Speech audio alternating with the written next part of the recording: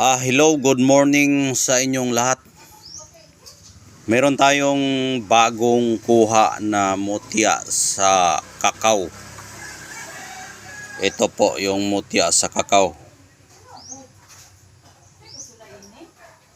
Ayan.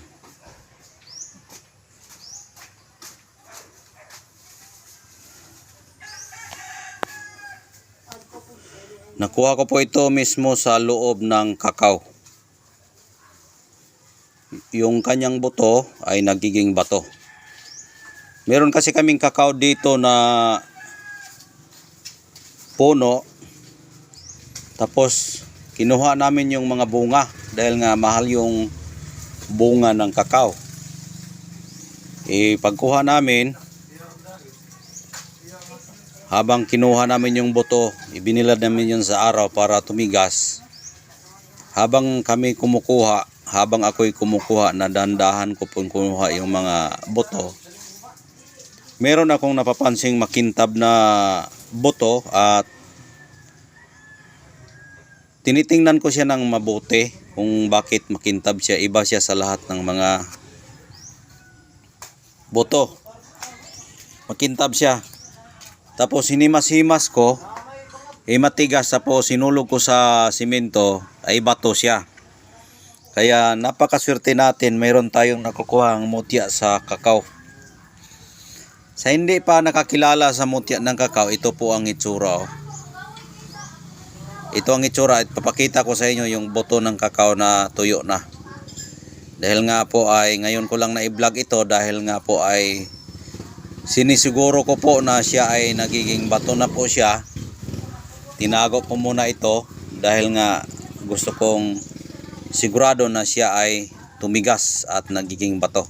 Ipapakita ko sa inyo yung kasama niya na nagiging tuyo na, dahil nga ay pinatuyo ko dahil ibibinta po namin yung kanyang buto. Mahal kasi yung kilo sa buto ng kakao. Ito po ang itsura.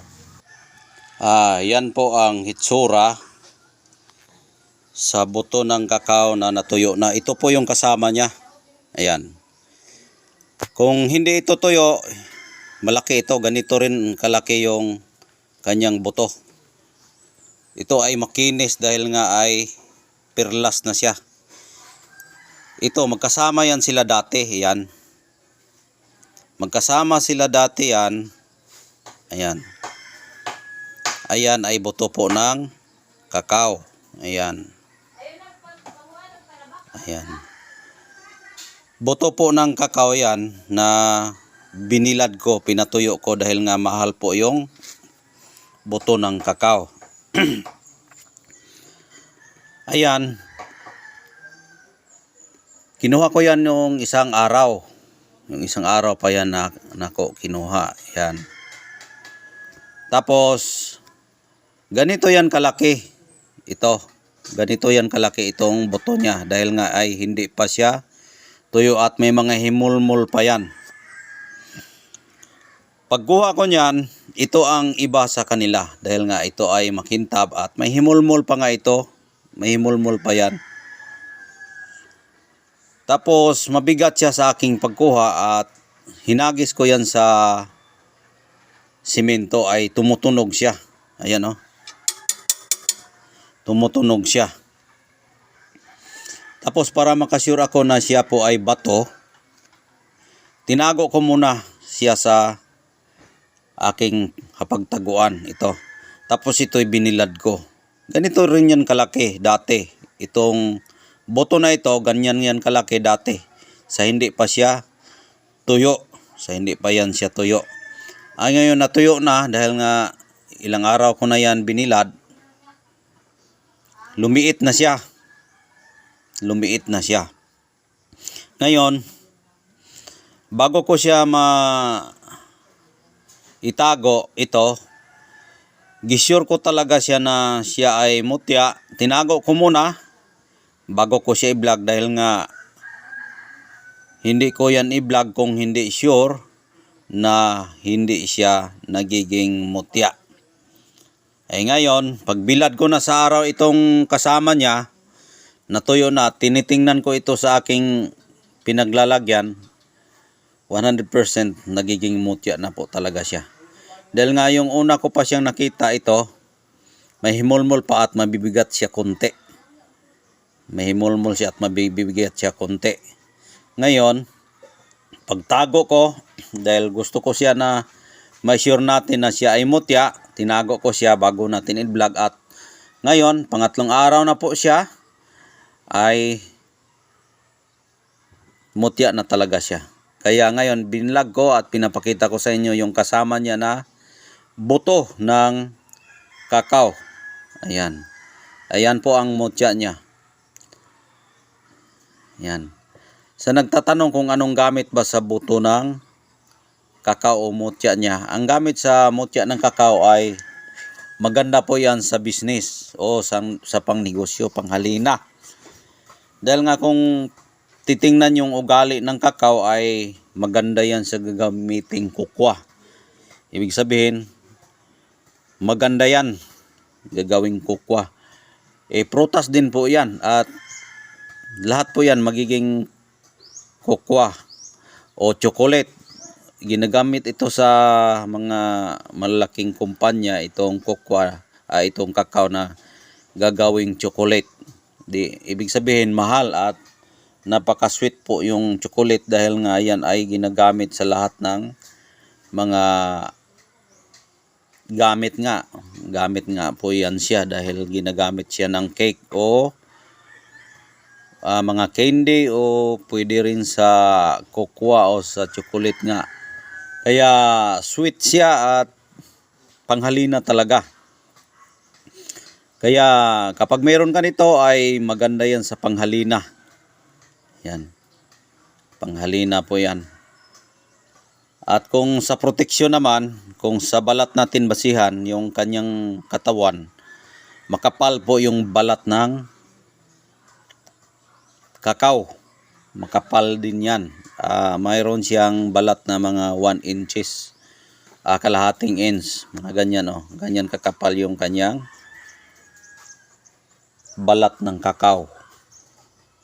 Kaya maganda siya sa may halo siyang proteksyon na nagtatago siya dahil nga po ay doon siya naggaling sa makapal na balat.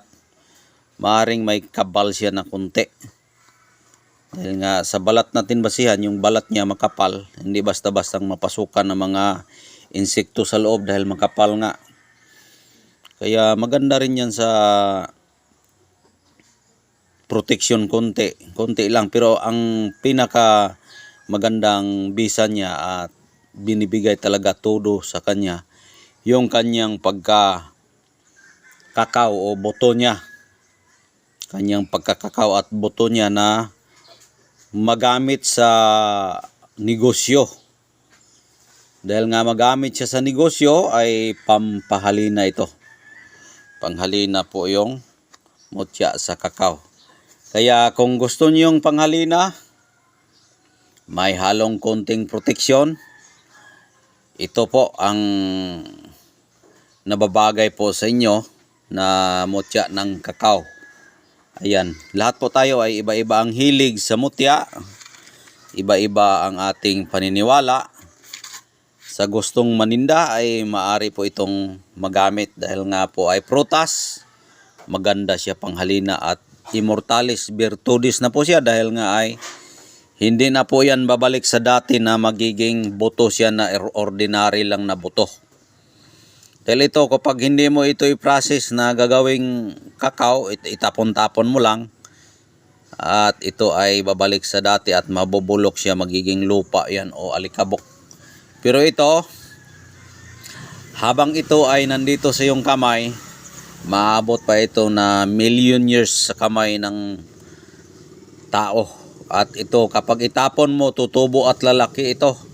Magiging dambuhalang buto ng kakao ito kapag itapon lang natin ito. Hindi natin malaman sa sunod natin na henerasyon ng mga tao na ito pala ay perlas ng kakao.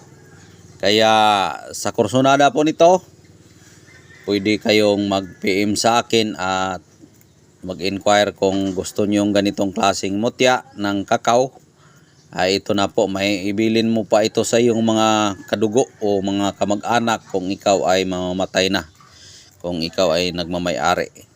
Kaya original po ang ating mutya ng kakao, pwede natin maibilin sa ating susunod na kabataan. Kaya yun lang po ang aking masasabi. Sa kursunada lang po at sa niniwala dito ay magkakaroon ng original na mutya ng kakao. Kaya hanggang dito na lang. Maraming salamat po at God bless po sa inyong lahat. Bye bye, ingat po kayo palagi.